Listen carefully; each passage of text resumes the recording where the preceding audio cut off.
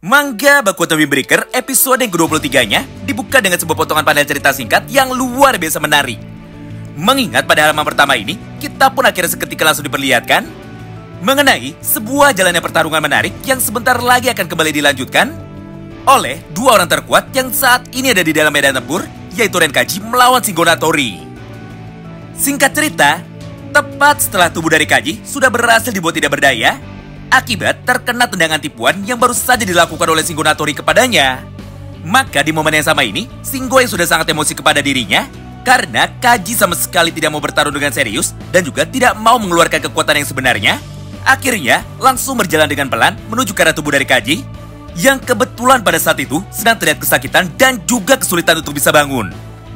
Lalu ketika Shingo sudah mulai mendekat, maka dengan satu gerakan ini, Shingo pun langsung menghantam tubuh dari Kaji lagi, sampai pada akhirnya dia pun kembali berhasil dibuat terpental menuju ke arah yang berlawanan.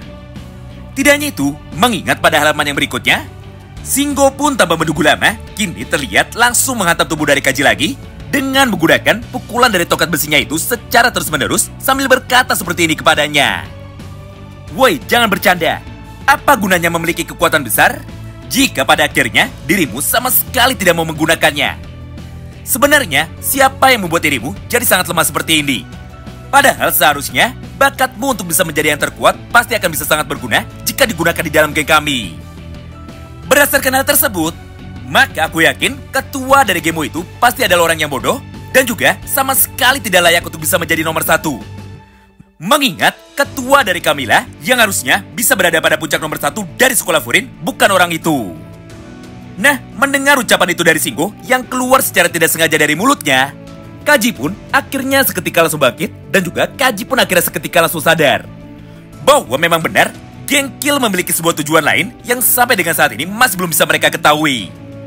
Oleh karena itu, maka pada momen yang sama tersebut, Kaji pun langsung mencoba untuk dapat bertanya lagi kepada Shingo. Walaupun pada akhirnya, semua ucapan itu sama sekali tidak dianggap lagi oleh Shingo Natori.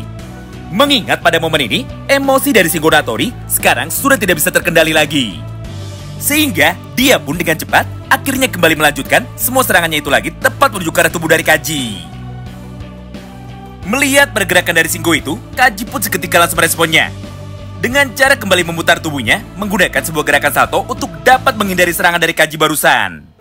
Kemudian, ketika dirinya sudah berhasil menjaga jarak, maka dengan penuh emosi, Kaji pun seketika langsung melompat menuju ke arah tubuh dari Shingo Natori dengan niat untuk dapat mengajar tubuh dari orang itu supaya pertarungan ini cepat selesai. Beruntungnya pada momen ini, Shingo pun masih mampu menahan semua serangan dari Kaji barusan.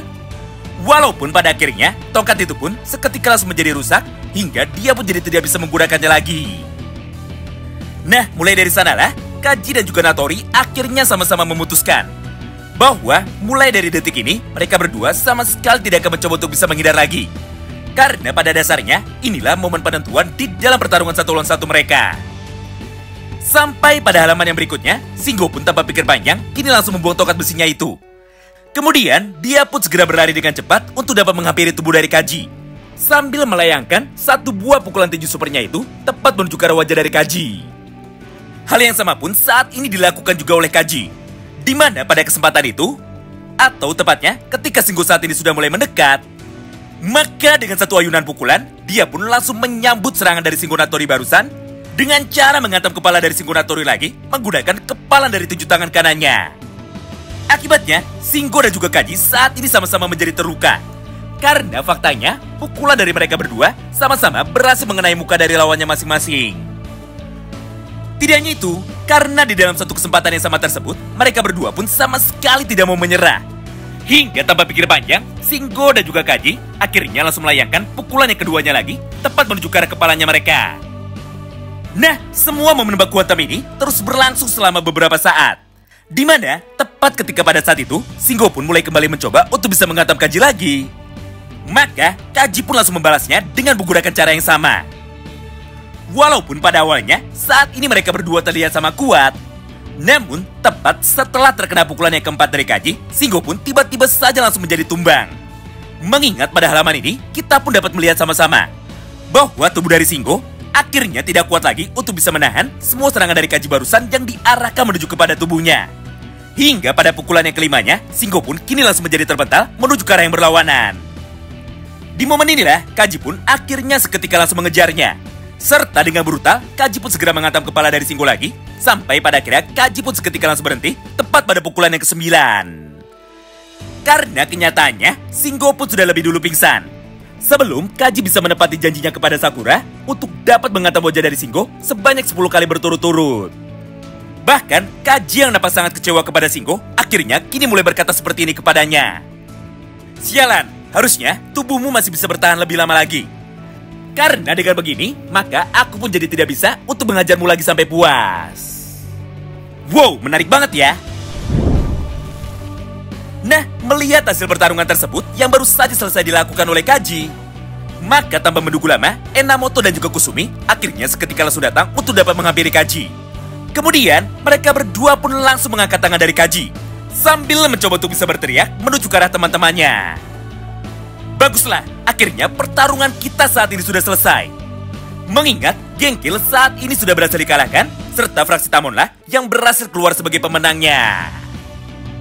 Mendengar teriakan dari Enamoto itu, semua murid kelas 1 dari fraksi Tamon yang ada di bawah tentu saja seketika langsung menyambutnya.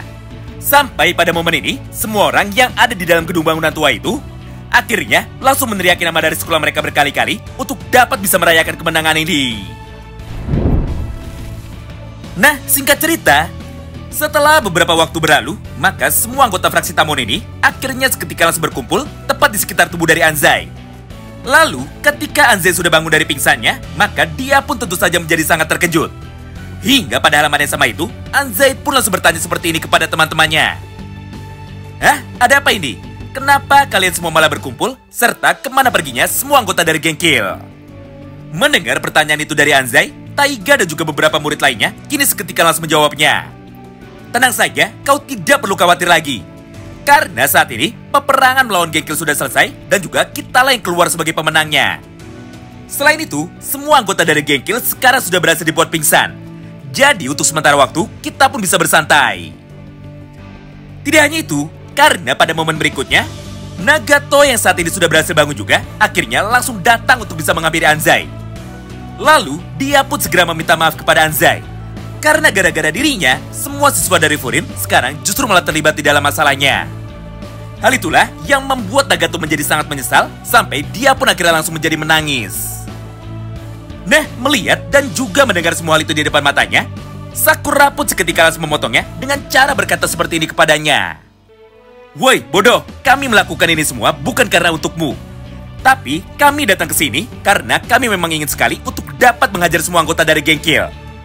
Mengingat perbuatan dari mereka semua sangatlah memuakkan sekali. Jadi jika kami tidak bergerak, maka cepat atau lambat, Bofurin pasti akan tetap bertarung melawan mereka. Lagi pula, aku pun juga sudah berjanji kepada seorang gadis yang bernama Tsuchiya, bahwa aku akan membantu Anzai dan juga aku pun akan menyelamatkanmu. Oleh karena itu, tidak perlu menangis lagi dan juga tidak perlu merasa bersalah. Karena pada dasarnya, ini adalah keputusan kami bersama. Mendengar ucapan tersebut dari Sakura Haruka, Nagato yang awalnya sempat merasa sangat frustasi, akhirnya kini seketika bisa tenang. Hingga tanpa pikir panjang, dia pun akhirnya langsung menceritakan semua tentang Genkill kepada murid dari sekolah Furin. Mulai dari pertama kali dirinya direkrut, sampai dengan bagaimana cara dari Genkill ini melakukan semua aksinya. Singkat cerita, tepat pada suatu hari, atau ketika pada saat itu Nagato sedang berjalan sendirian, maka tanpa disengaja, Nagato pun melihat sekelompok anak sekolah yang kebetulan sedang melakukan pembulian terhadap anak sekolah lainnya yang jauh lebih lemah daripada mereka. Dengan cara mengambil uang dari anak itu dan juga langsung mengajar tubuh dari orang itu secara bergantian. Melihat semua hal itu di depan matanya, Nagato pun tentu saja tidak bisa tinggal diam. Hingga di saat yang bersamaan, dia pun akhirnya langsung memutuskan untuk dapat menolongnya. Walaupun kenyataannya, Nagato sendiri adalah anak yang sangat lemah dan juga tidak pandai bertarung. Nah, akibat Nagato nekat untuk dapat menyelamatkan anak itu, maka secara otomatis, kini giliran Nagato lah yang justru malah ikut diajar habis-habisan oleh mereka semua. Beruntungnya di tengah pertarungannya ini, Shingo yang kebetulan sedang lewat juga, akhirnya seketika langsung datang menolong mereka. Dengan cara menghajar semua anggota dari geng kecil itu menggunakan kekuatan dari pukulannya. Hingga setelah beberapa saat berlalu, Shingo pun akhirnya bisa mengalahkan mereka semua dengan sangat mudah sekali. Melihat semua hal itu di depan matanya, Nagato pun tentu saja menjadi sangat kagum kepada Shingo. Karena ternyata masih ada orang sekuat Shingo yang masih mau datang untuk dapat menolong orang yang lemah ketika kekuatan mereka dibutuhkan. Hal itu tentu saja sangat berbanding terbalik dengan Nagato. Karena yang dimiliki oleh Nagato hanyalah modal keberaniannya saja. Jadi, setiap kali Nagato nekat untuk bisa menolong orang, maka sudah pasti Nagato lah yang justru malah akan menjadi terluka dan juga justru dibuat babak belur.